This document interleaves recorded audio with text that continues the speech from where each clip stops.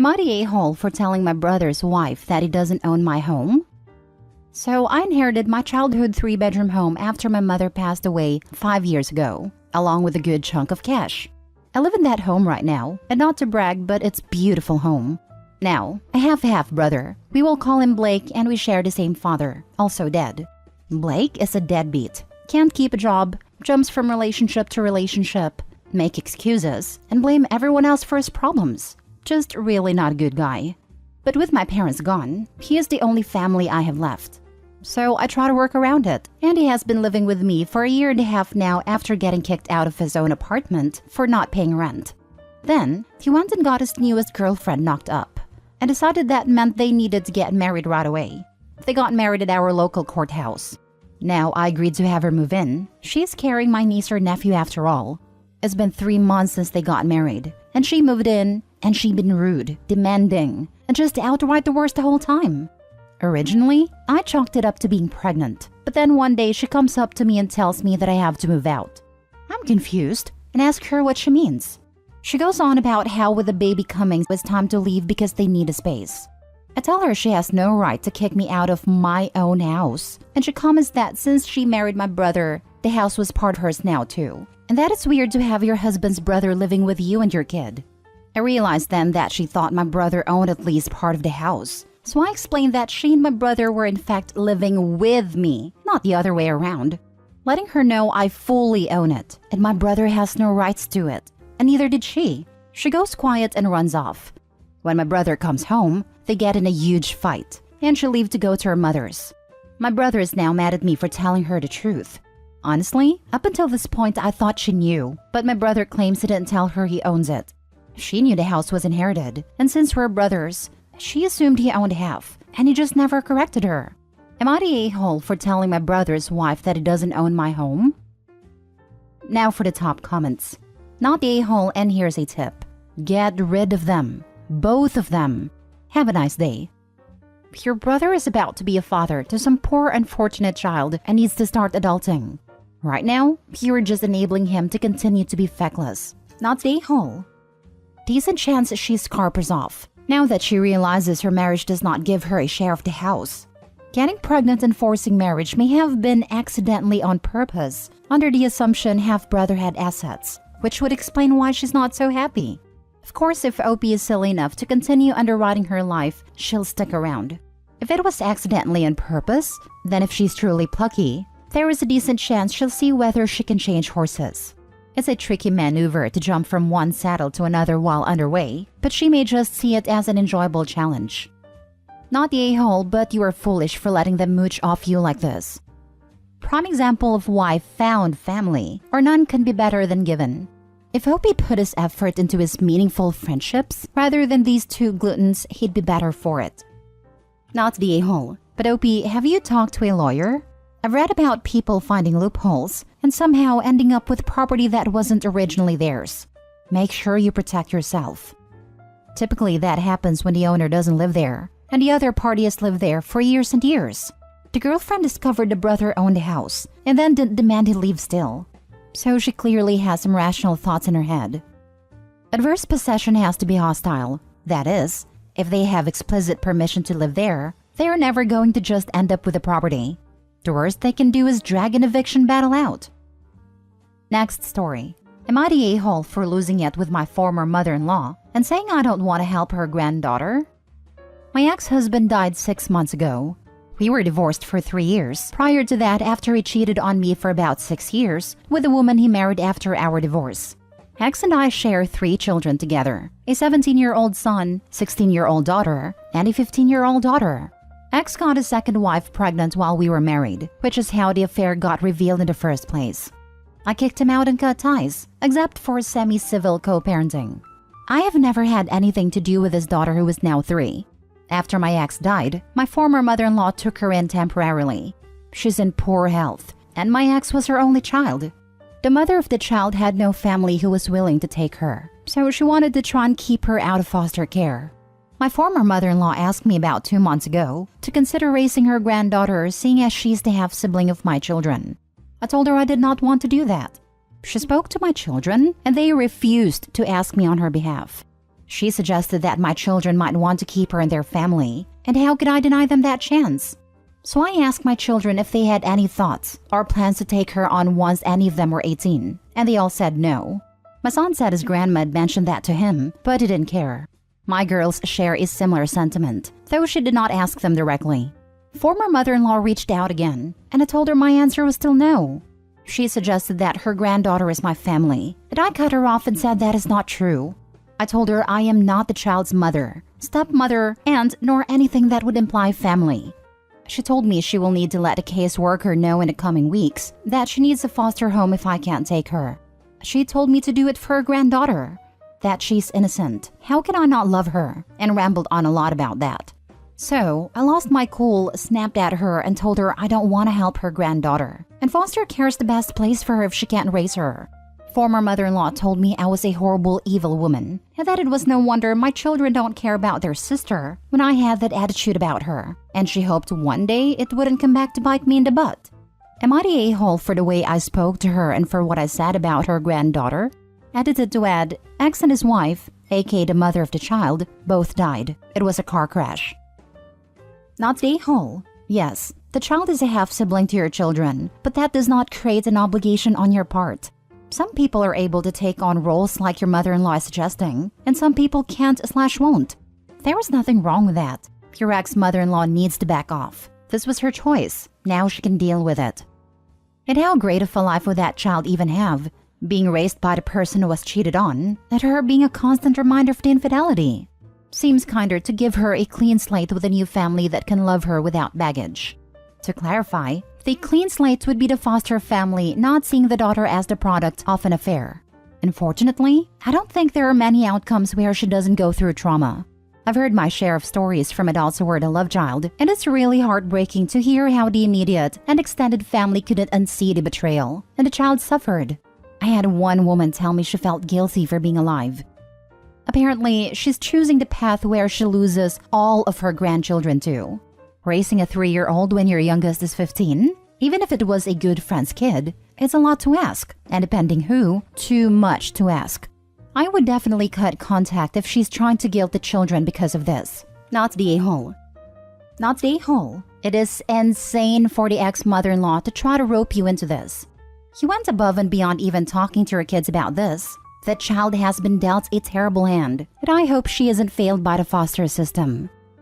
I mean, it's not insane. It's desperate. I can understand 100% why she's trying to do it, but also why it's never going to happen. Everyone has been dealt a crappy hand here, and it's obviously gotten to an inevitable and pleasant conclusion. She's lashed out, which she obviously shouldn't, but the whole thing is just sad. No a-holes here. Just a terrible situation that pushed people too far. No a-holes here. You are completely within your rights to say no, and I don't blame you. At the same time, I cannot fault a grieving mother for fighting tooth and nail to try to protect her grandchild from being mistreated in the foster care system. This is an awful situation all around. Next story. Am I the a-hole for liquidating my daughter's college fund to keep our dream house? I, 50 female, lost my husband 4 years ago. I also have a 16-year-old daughter. My late husband left me everything and told me to trust his lawyer. My husband had worked for 20 years as a doctor and did some minor investing, so I inherited over 7 figures. A year later, I decided to list our home of 12 years and received an offer too good to refuse. With the inheritance, as well as the influx of cash from selling the house, I decided to move my daughter and I to Malibu because we always dreamed of a home next to the beach. But my husband was exceptionally tight-fisted and called homes their money pits. We found a beautiful home by the sea. I never personally handled anything regarding buying a home before, so I did not anticipate all the extra costs beyond the sticker price. But my daughter was so excited, so I decided to go for it. My late husband's lawyer was furious at my decision, so I decided to stop taking his calls, and I ended up signing with a money manager who said that we'd be passively earning 90% of what surgeons earned per year. But the money manager ended up tanking a lot of our investments. I took the dwindling money out and made my own investments, which made it worse. And long story short, because all of that, I only have around $35,000 available to me now, not to mention our debts. With the amount available to me, I'm looking at only being able to pay 1 month of a mortgage/upkeep, and then I'm basically out of luck until my business gets clients. However, The place where we do have a significant amount of money is the fund my husband started for our daughter. With the money there, I could prevent our credit cards from being shut down and not have to worry about the mortgage for many more months. So I ended up liquidating my daughter's college fund. I told her about it today, and she was furious and said she cannot believe all her dad's work is gone. She also said she won't be supporting me for my retirement. Am I the a-hole for trying to fix my mistakes and trying to keep our house? Now for the top comments. You're the a-hole. You decided not to listen to the lawyer. You decided to move on to an extremely expensive place. And you decided to trust someone's shady advice. Now you're taking away your daughter's chances of being able to go to college loan-free? That money's not yours. You should be ashamed of yourself. He has it right. Malibu is a money pit for empty Airbnbs. One grocery store on the highway with outrageous prices. And almost no food except for tourist traps.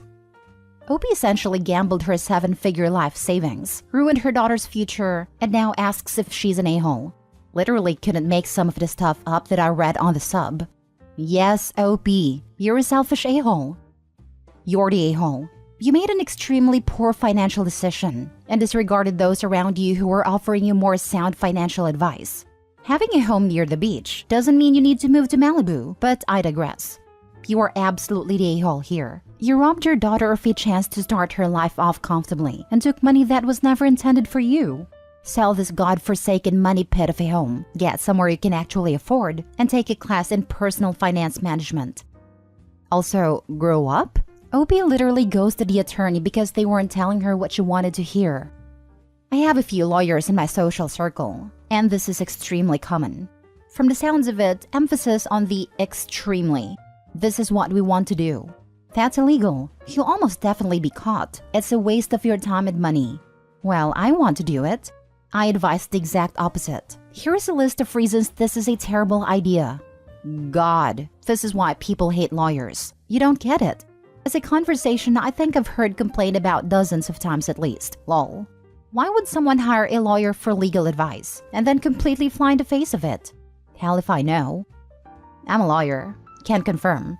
People ask lawyers whether they can or should do something and then become furious when we tell them no. You don't hear from them again until the thing they did anyway blows up in their face, at which point they are still furious. But this time it's because you didn't stop them. Just like on AITA, people are more interested in validation than the truth. And this is one of many reasons why I am no longer in legal practice. Last story. Am I the a-hole for ruining a wedding, although I told the bride I shouldn't sit next to my ex? I was in a relationship from 18 to 24 years old. He was 5 years older. He wanted children and marriage in the next 2 years, but I didn't want that at a time, so I broke up with him. I was sad about the breakup, but I knew that it was the right decision. I wanted to study without a child as I was 1 year away from finishing, travel with friends, and enjoying my 20s. After 1 year of our breakup, I had a one-night stand with a friend who had a crush on me for years, and after realizing I was pregnant, we stayed together.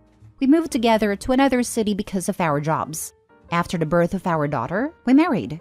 I couldn't be happier with my husband, and we are now together for nearly 5 years and happier than ever. I didn't know if my ex knows that I became a mother, and since I moved away while being pregnant, I missed a lot of birthdays of our mutual friends, and he didn't follow me on social media. Now was the wedding from one of our mutual friends, and I was happy about the invite. But then I got a message from another one of our friends who told me that nobody told my ex that I became a mother and married, and that he didn't seriously date anybody else after the breakup. He's successful in his job and concentrates on that, but his friends are worried that he is lonely. They requested that I come without my child. We actually had this planned before, so my husband and me have enough time to reconnect, and my mother-in-law would be so happy to have our daughter overnight. And also to not mention my husband, which I disagreed. So I asked the bride if she wanted me not to come, and told her the request from our other friends, and she told me that I should definitely come, and that she doesn't see any problem with it. When we arrived at the wedding, we realized that we were seated next to my ex, which I found strange. I went quietly to the bride and told her that would probably be not the best idea, but she brushed it off. My ex barely talked to me but drank a lot. My husband chatted with another person from our table and mentioned our daughter after 2 hours sitting at a table. That's when my ex lost it. He made a big scene and accused me of lying to him about not wanting children. It was so embarrassing. And ultimately, my husband and I left while my ex got carried away by other guests. Since then, I got calls from mutual friends calling me the a-hole because I rubbed my happiness on my ex's face, and I'm a little bit confused.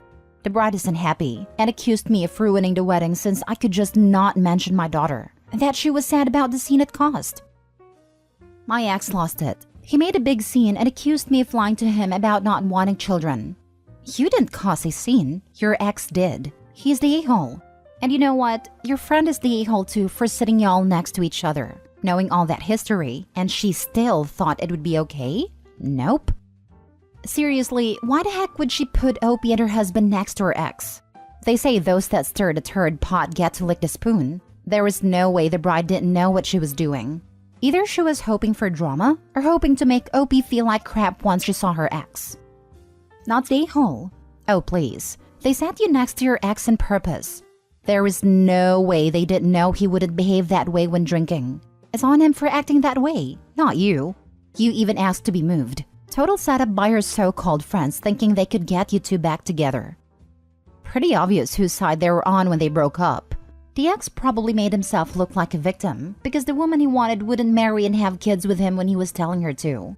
And for the past 6 years, they've had to watch this poor sap be miserable that he couldn't control Opie. That even now he feels she owes him an explanation because she had the audacity to have children. And no one tried to get him to move on.